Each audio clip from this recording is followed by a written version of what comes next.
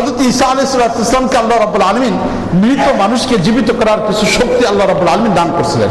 এটা হযরত ঈসা আলাইহিস সালামের নবুয়তের একটা মুজিজা ছিল। এই মুজিজা থাকার পরে হযরত ঈসা আলাইহিস সালামের কাছে তার উম্মতরা এসে বলল যে আপনি তো বিভিন্ন সময় আপনি তো কি করেন, মৃত ব্যক্তিদেরকে জীবিত করেন।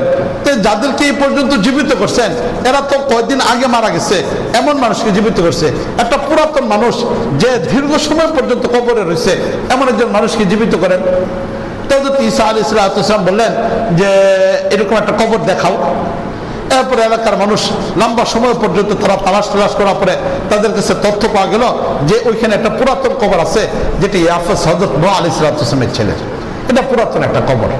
তো হযরত ঈসা আলাইহিস সালাম কবরের পাশে গেলেন, যাওয়ার পর আল্লাহ রাব্বুল আলামিনের দরবারে দোয়া করলেন, কান্নাকাটি করার পরে আল্লাহ রাব্বুল আলামিন ঈসা আলাইহিস সালামের ওই পাওয়ারটা দিলেন।